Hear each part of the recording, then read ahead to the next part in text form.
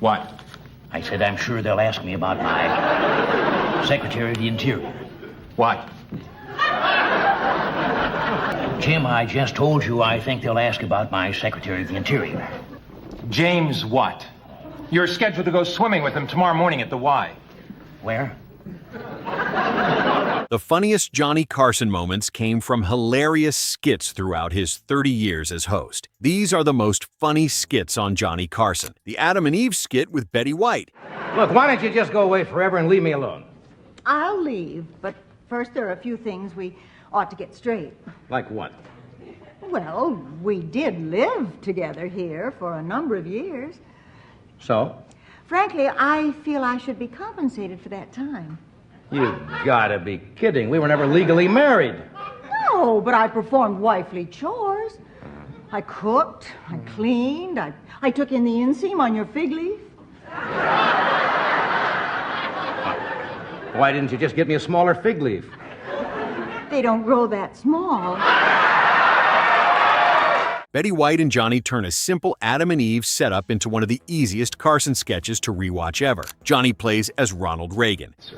Mr. President, your press conference is scheduled to begin in an hour, so we only have a short time for me to brief you on the kind of subjects that the press may throw at. Well, now, the environment is on their minds, and I'm sure they'll ask me about my Secretary of the Interior. What? I said I'm sure they'll ask me about my... What? Jim, I just told you I think they'll ask about my Secretary of the Interior.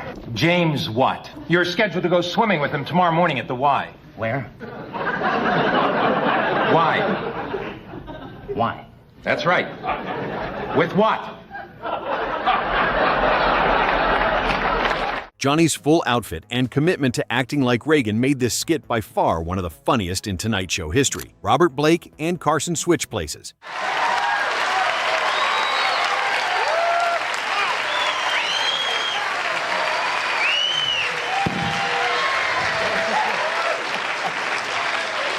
Welcome back, ladies and gentlemen. We're talking to one of our more interesting guests.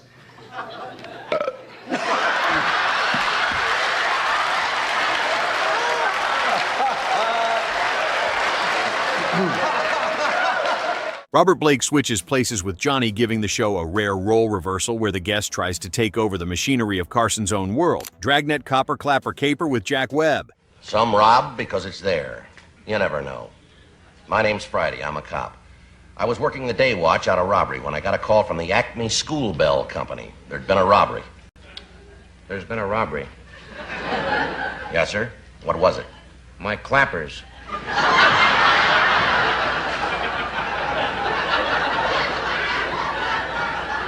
Your clappers. Yeah, you know those things inside the bell that makes them clang? The clangers. That's right, we call them clappers in the business. A clapper caper. Jack Webb brings the dead serious Dragnet rhythm while Johnny slips into the scene like a suspect caught inside a tongue twister. As each copper clapper phrase gets harder to say, Johnny walks out like Burt Reynolds.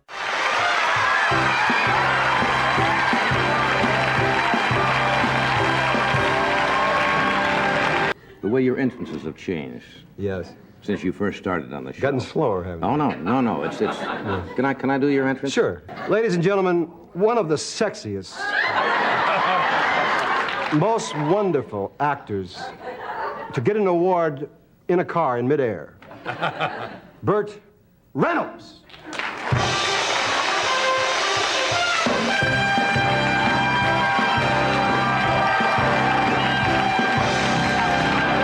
Johnny walking out like Burt Reynolds turns a tiny physical imitation into a full character joke as he borrows Burt's swagger and stretches it just enough to be recognizable. The Karnak forgets everything bit. Karnak makes jest.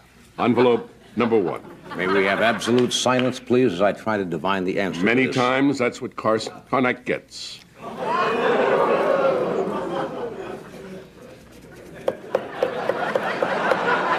Got anything?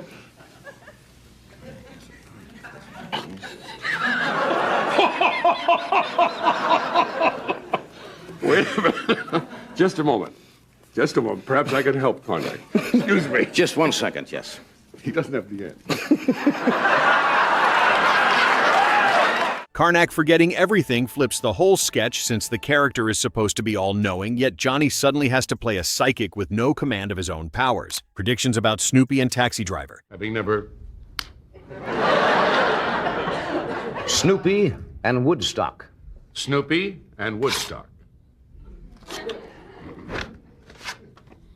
Who's running the state of California while Jerry Brown is out campaigning for president? Seersucker. Describe a person that sucks seer.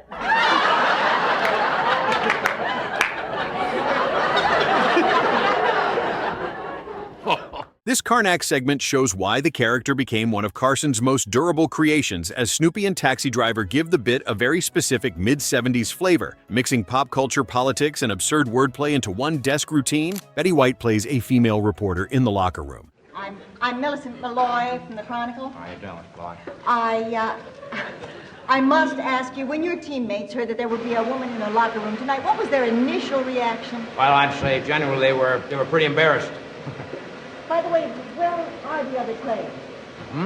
Where are the other players? Oh, most of them are hiding back inside those lockers. Do you mind having a woman here with you? No, it's better than having Yogi Berra stare at me. I noticed a few new faces as I came in. Who is that fellow in the pink bikini briefs? Oh, that's our switch hitter.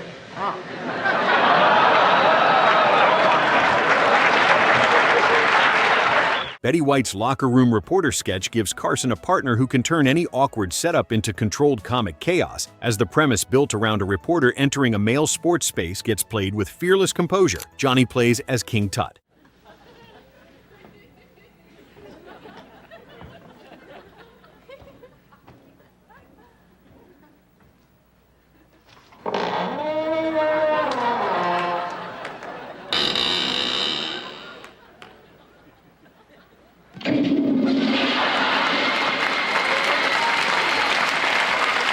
Johnny as King Tut captures Carson's willingness to look completely ridiculous when the costume was worth it, as the sketch leans into the ancient Egypt craze with a visual silliness that makes his entrance funny before the dialogue even matters. Tommy Smothers dresses up as Johnny Carson.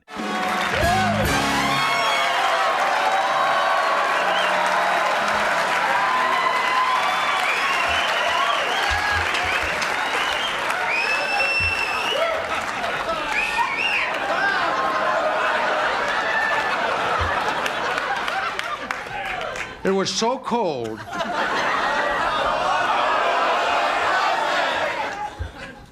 42 degrees. Tommy Smothers walking out as Johnny is one of those segments where the joke lands before anyone even explains it, as the visual gag instantly works with Tommy trying to inhabit Carson's cool host persona while the real Johnny watches the whole thing unfold. I started working on this, and I was hoping that you'd consider me, but I'm not. I like Jay Leno very much, but if you have any second thoughts, but if you can mention to Jay that on Tuesdays, I'm available. Ready to come in. Gee, it was John. Now I can't do anything. Now I can't. Karnak the Magnificent makes an epic appearance.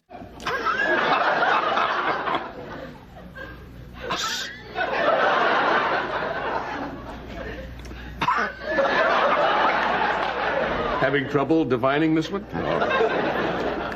Yeah. Sis boom ba. Sis boom ba. Describe the sound made when a sheep explodes.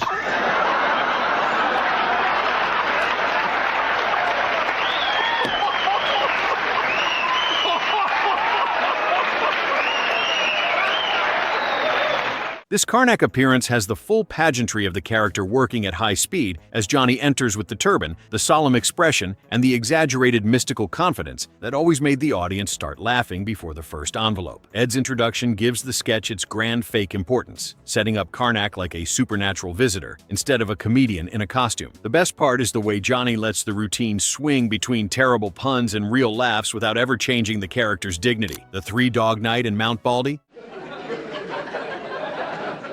Three-dog night. What's a bad night for a tree?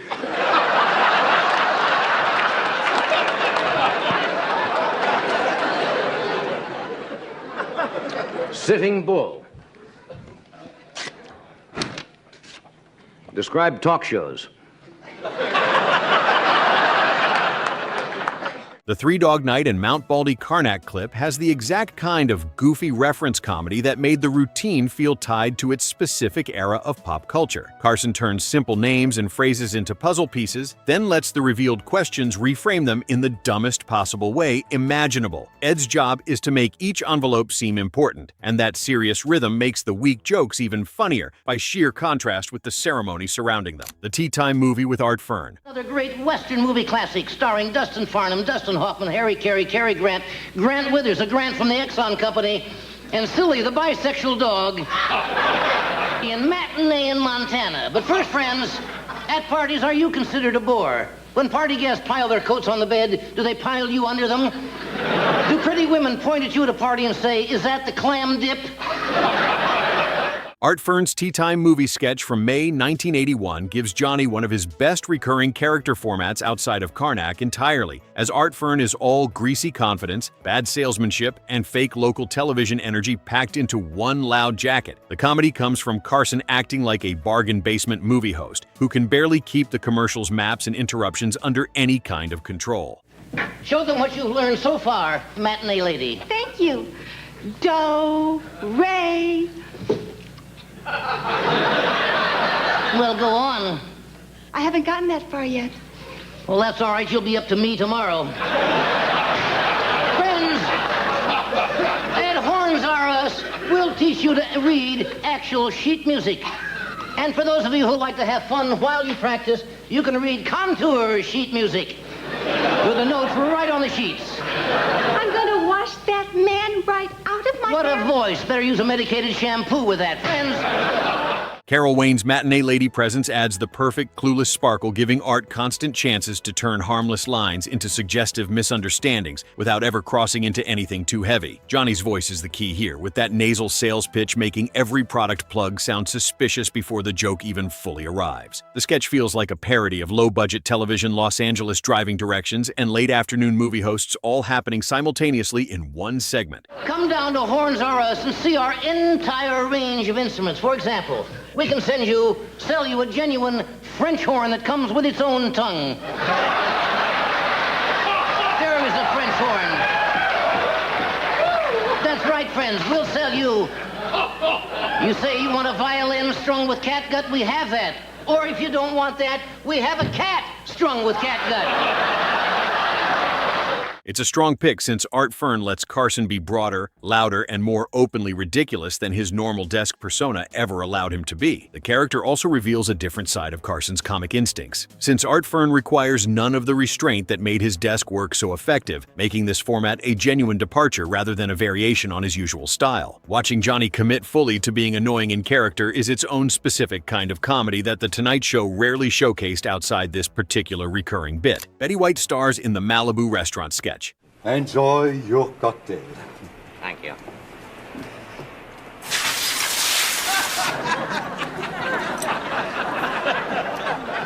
Looks like you should have slipped away to the little boys' room.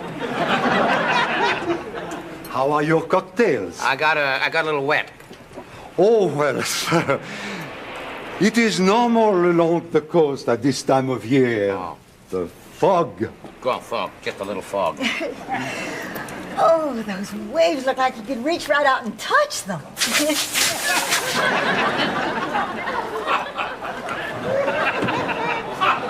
The Malibu restaurant sketch gives Betty White and Johnny Carson another chance to play social awkwardness like a precision sport, as Betty's performance is sharp without seeming forced, and she understands exactly how to let a polite setting turn ridiculous one line at a time. Johnny works beautifully as the controlled participant, who slowly realizes the scene is slipping away from normal conversation right in front of him. The restaurant setup helps the sketch feel grounded, which makes each comic escalation feel more surprising than it would in a more obviously absurd setting. Here we are. That's not. Let me tell you about our special.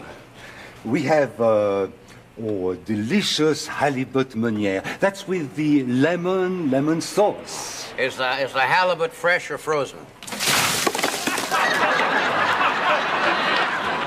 It's fresh, monsieur.